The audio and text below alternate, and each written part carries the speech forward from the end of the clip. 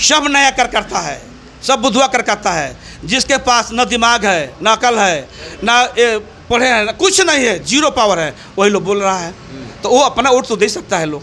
अब मैंने कह सकता हूँ 100% में अगर यह सीट अगर आ गया होता, ये भी सुन लीजिए आप, लोकसभा मेरा था, ये घोसी लोकसभा बीजेपी से मेरा था। ओम प्रकाश राजभर सिर्फ अक्षय कुमार का काट करता है, लोकसभा हो या चाहे विधानसभा हो, क्योंकि ओम प्रकाश राजभर जानता है कि मेरा अगर कोई काट है, जवाब है तो मात्र अक्षय कुमार राजभर। अगर ओम प्रकाश के पास औकात है तो मैं आपके इस चैनल के द्वारा मैं चैलेंज करता हूं कि घोसी को छोड़कर, सदर को छोड़कर, अगर आपकी माँ दूध पिलाई है, कहीं भी चुनाव लड़ जाओ, अपने औकात तुम्हारा पता चल जाएगा। लेकिन खाली बस यही, क्योंकि वो जानते हैं कि अक्षय कुमार राजभर जहाँ उठा जहाँ आया उसी दिन मेरा सफाया, और रियल भी है।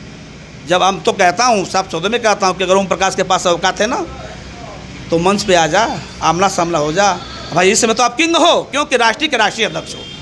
मैं कुछ नहीं हूँ, जीरो हूँ, इस समय मैं जीरो हूँ। लेकिन बाराती में दूल्हे का कीमत होता है, बाराती में दूल्हे की कीमत होता है। अगर पगला लंगड़ा लूजा भी रहेगा ना, उसके सर पर जिस तरह ताज बस जाती है तो वो दूल्हा कहलाता है। उसी तरह से अक्षय क्षमता मेरे पास है, गाड़ने का, उत्पत्ति करने का, तो वो गाड़ने की भी क्षमता है, परंतु आज तक अब तक पार्टी वाले लोगों ने समझ ही नहीं पाया। RSS 10 वर्ष से 14 में लाया, 10 वर्ष से मुझे जला रहा है। अगर आज मुझे थोड़ा सा भी कोई पागल भी नाम का कोई घंटी, चाहे उसमें कोई न पद होता, दे देते लोग, मुझे चला दिए होते लोग, तो हम औकात दिखा देते कि ओम प्रकाश के पास क्या औकात है। लेकिन हम तो कह रहा हूँ कि हमको तो कोई किसी पार्टी से टिकट मिल जाए, किसी पार्टी से टिकट मिल जाए, मैं चुनाव जीत कर दे दूँगा। बीजेपी से मुझे जाने का मन नहीं है, लेकिन मजबूरी है कि सपा भी दे दे, बसपा भी दे दे, ओम प्रकाश को सिर्फ खत्म करने के लिए मैं लड़ जाऊंगा। क्योंकि ओम प्रकाश को मैं नहीं चाहता हूं कि अब हमारे समाज को वो अब फिर जलसाज का शिकार बनाकर वो अपने आप को उन लोगों को अठने का काम करे। क्योंकि आज जो भी आरक्षण है, जो भी व्यवस्थाएं है, आज नहीं मिल रहा है, ओम प्रकाश की वजह से नहीं मिल रहा है। अब मंत्री बन गए, शायद अब मिल जाए आरक्षण। और कतई नहीं मिल सकता, अगले बार भी तो वो बना था मंत्री, वो चाहे हो तो मिल गया होता। जब वो अगर बात देखिए बीजेपी देना चाहती है तो पहले हल्ला करना शुरू कर देता है व्यक्ति कि आरक्षण में दिलवा रहा हूँ, तो बीजेपी वहीं पर काट कर देती है कि अगर हम आरक्षण अगर देते हैं तो नाम उसका होगा, इसलिए नहीं मिल पाता है। और ओम प्रकाश जब आवाज़ उठाएगा नहीं मिलेगा, ये भी मैं चैलेंज साथ कह रहा हूँ। अच्छा, लोकसभा का चुनाव अब किस हिसाब से इस समय देख रहे हैं आप? देखिए लोकसभा के चुनाव को जहाँ तक बात है, भाई मैं तो बागी हूँ, बगावत कर रहा हूँ, बगावत करूँगा। बीजेपी में हूँ, जानते हैं जब बीजेपी का मतलब क्या होता है बता रहा हूँ, उसमें डरने को, उसको डरे कोई जिसको डर है कि लोकसभा कोई मंत्री, कोई सांसद, विधायक उसको मिले, मैं तो उसके लायक हूँ। जब मुझे नहीं मिला तो मैं साफ शब्द में कहना चाहता हूँ, क्या हमारे कार्यकर्ता घोसी के, अब संभल जाओ, किसी को कुछ मिलने वाला है वह नहीं। आप अपना या तो नोटा पर दबाओ, या तो नोटा पर दबाओ कि फिर पुनः जिन शीर्ष नेताओं ने जिन पार्टियों से अगर बाहरी लोगों को लाकर यहाँ खड़ा कर रही है, सबक सिखा दो। या तो नोटा पर दबाओ या तो सबको बाहर भगाओ। अपने बेटा को, जो भी आता है, कोई भी आता है, अपने बेटा को वोट करो। पार्टी को नहीं देखना है, घोसी में पार्टी में नहीं देखना है, चाहे कोई भी हो। अच्छा, आपके संगठन का वोट कहाँ जाएगा? हमारे अखिल भारतीय राजभर संगठन का देखिए कुछ ऐसी चीज़ें होती है जो गोपनीय होती है, ठीक ना। अभी एक कार्यकर्ता और मिले थे, वो भी गुप्त में ही रखे हैं ना। तो मैं कहा आपसे क्या कि जिस तरह से बीजेपी में RSS है, राजभर संगठन का, अखिल भारतीय राजभर संगठन में का मैं अध्यक्ष महासचिव हूँ। तो उस बात को कल हम लोग की मीटिंग है, हम लोग का जिस तरह से मुसलमानों का फतवा जारी होता है ना, हम लोग इन मौके पर हम लोग फतवा जारी करेंगे कि हम लोग किसको वोट करेंगे। देखिए यहाँ 2 आदमी को मात्र देना है, एक तुम माननीय अमित शाह जी को कि आप पूरे हमारे हिंदुस्तान के किसी भी कोई पार्टी में है, सब राजभरों का कत्लेआम आप कर रहे हैं।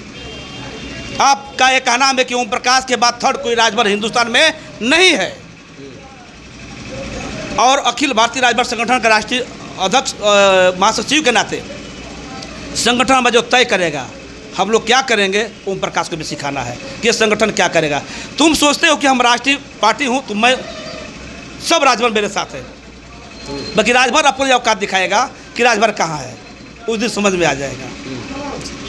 अच्छा, आने अभी 10 साल में जो गारंटी की सरकार प्रधानमंत्री नरेंद्र मोदी चलाए, उनका काम आपको कैसा लगा? देखिए माननीय मोदी जी ने जो सरकार चलाया है, ये सच्चाई है कि आज तक अब तक हिंदुस्तान में बहुत कांग्रेस सोचा सभी लोगों ने चलाया, प्रदेश में भी और देश में भी। जो व्यवस्थाएं वहाँ तक नहीं पहुँचता था, किसी को नहीं मिलता था, अब हर एक व्यवस्था डायरेक्ट घर तक पहुँच गया है। माननीय मोदी जी का, माननीय योगी जी का, इन लोगों का जो भी कार्य है सुचारू रूप से अगर कहा जाए बहुत बेटर रहा है। अब कमी है तो उस ग्राम सभा के प्रधानों का, मेंबरों का, क्योंकि जो योजना जा रहा है उन लोगों का अधिकार बनता है कि वो योजनाओं को वो फॉलो करे करावें, क्योंकि उसमें अब कोई 1% ना दलालगिरी है, ना 420 है, ना फ्रॉडगिरी है।